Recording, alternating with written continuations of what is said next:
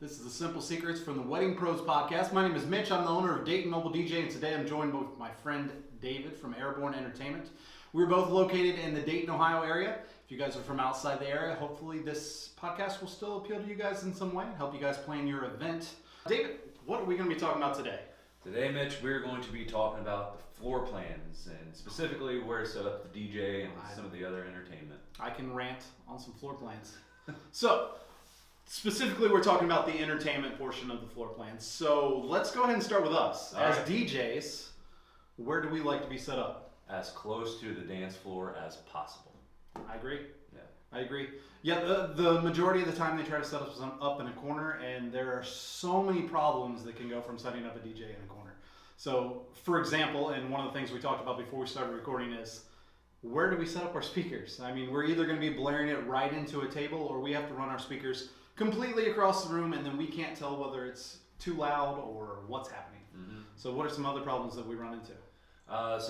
Blasting the sound right over or onto tables to project to get to the dance floor. And Grandma is going to be the table that's sitting right in front of us every time, guaranteed. Then also being able to keep your eye on it, because I mean, it's a heavy speaker on a measly little tripod, so it's always a safety risk for one. So that kind of stuff with sound and the equipment itself. And some of the newer speakers, we both have them, we call them stick speakers, but they have all the controls on them. And I actually had a wedding not too long ago where I had to split it up because it was in the corner. In some venues, there's just no option. At this particular venue, I had to split them up, and a little kid went over and blared the music, and I had to run across the room to turn the volume down because the knobs are right there. There's nothing we can do about it. Another thing that's really good about having the DJ close to the dance floor is we get to interact with the crowd. Yes, definitely crowd interaction. Yeah, and having people be able to come up and request songs. You can entice people to get out to the dance floor by saying, "Hey guys, come over here. We're going to do the Cupid Shuffle. We're going to do some Uptown Funk." It makes our job so much easier. To be able to interact. I mean, I'm a very interactive DJ. I'm out on the dance floor almost more than I am behind the DJ booth. So being able to just kind of step outside of my booth and right onto the dance floor is very helpful. Or even for the DJs that aren't into dancing, it's good to be able to just walk out on the dance floor to introduce the couples for the anniversary dance, or to get out to say, "Hey ladies and gentlemen, we're getting ready to cut the cake. If you guys would give your attention over to this side of the dance floor," stuff like that. Another thing in the layout aspect and keeping our job easier as DJs is the bar. Yes. And we talked about it before. I had an event this past weekend where the bar was actually out in the foyer of the venue, and I lost everybody. It was a holiday party, so it wasn't a wedding. It's not like everybody was there to dance anyway, but I always like it when people dance. Yeah. And everybody got sucked to the bar, and that's typically the way it happens at a wedding too. Yeah. So, not everybody's big drinkers, but a lot of weddings. It's an easy place. It's an easy place to relax, and people gather around. They're going up and down, so if they're going to be going to the bar, try to keep it as close to the dance floor if that's the kind of party you want. Or at least in the same room where the dancing is going to be happening. Yes. It makes it a whole lot easier. And having the liquid courage right next to the dance floor makes everything better. Another good aspect of the entertainment would be a photo booth. Photo booth and any other character artists. Yeah, character artists. Sometimes if you got that outdoor wedding or a barn wedding, you may want to have some activities that people can do. I've done weddings where they have cornhole and all those type of yard games, and that distracts and keeps people off the dance floor. Anytime you split up a party, for example, so this table over here gets up and goes to the photo booth, and the photo booth's in another room, and Uncle Jack and Aunt Jill are sitting at a table, and they look over and they're like, "Oh, hey, look, it looks like that table left. Oh, wow, yeah, it is 9:30. And your party's not supposed to end until 11, but they see that tables are starting to empty. They don't know where they went, so they just assume they left. Yeah. So they start gathering up their stuff and they leave. And the more people that leave, the less the room feels full, and people just start to leave. That's the way the party ends. And I get that trickle effect. Yep. And also, people are going to want to take pictures with the bride and groom, and if they're pulled away, they're not out on the dance floor. Right. And people aren't seeing the bride and groom. So let's use venues here in Dayton. What is the best venue that has a regular layout that they use for every event? One of the better ones that I've been at, there's many, but right off the top of my head, Top of the Market. Top. The market sets up well every time. At least the upstairs portion. I've never done a wedding downstairs, but the upstairs. Downstairs is the same situation. The only difference is upstairs, all the tables are on one side of the room, the dance floor and the head table is at the other. They set up the DJ and the cake right there, and they have the bar inside the room. Downstairs, they split up the room tables, so you have tables on both sides, dance floor right in the middle, DJ, head table. Yes. And the bar is usually down at the far end of the room. Again, still in the room, so it works out well. Yeah. Another room that sets up well, kind of goes against what we were saying with the bar, but Magnolia Estates. That was going to be my example. Yes. Perfect floor plan.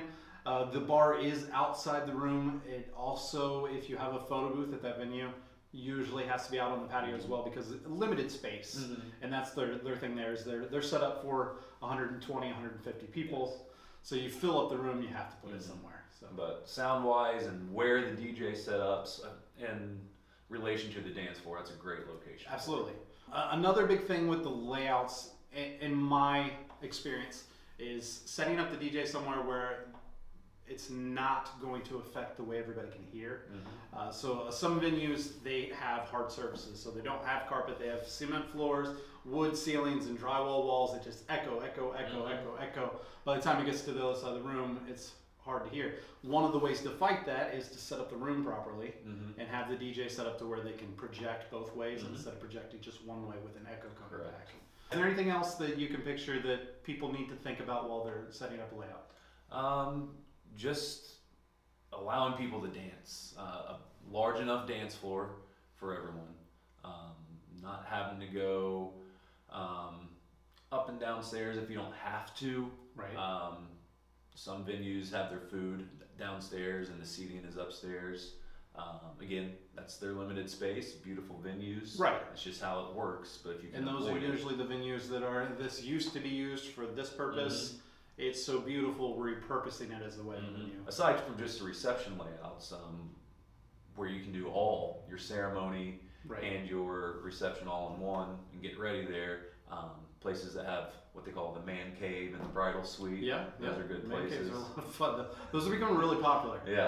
One of the better venues here in Dayton, one of the newest, and I say better, but it's more, they have everything that you would need. So it's top of the line, everything. The steam plant. Have you been there yet? I've not been there yet. They have a bridal suite that has a hair washing station. They have a stocked fridge. They have couches and a big screen TV. And then downstairs, they're actually building a locker room for the guys. Nice.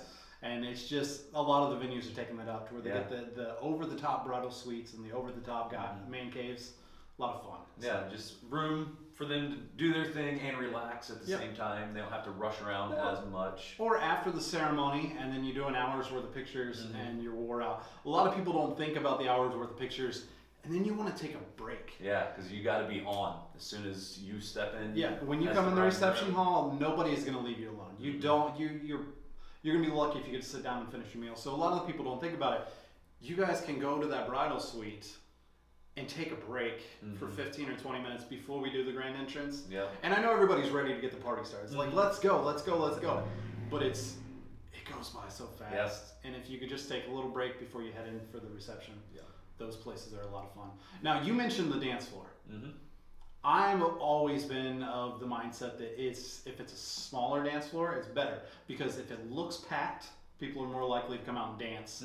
If it's really, really, really big, it looks like it's empty and everybody's like, I'm okay. So some dance floors, when you're thinking you want enough space for everybody, you really need to consider the amount of people you're going to have at your wedding. So you might think that a 20 by 20 dance floor sounds small, but if you're only going to have 150 people there, you're going to figure 60, maybe 70 at the highest point of the night is the amount of people that are going to be out on the dance floor. The majority of the time is like 20 to 30, which is fine. 20 to 30 is a really good dance floor. Like if I have 8, I'm happy. Yeah. If I have 30, we're doing really well.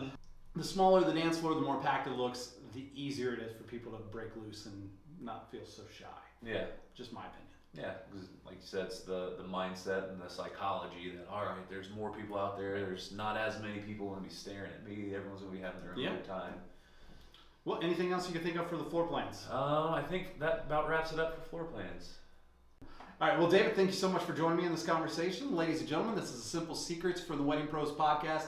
thank you so much for joining us. If you guys would please leave a comment down in the comment section or share this video if you guys got any help from it at all. We will see you guys on the next one. David, thanks for joining me. Thank you.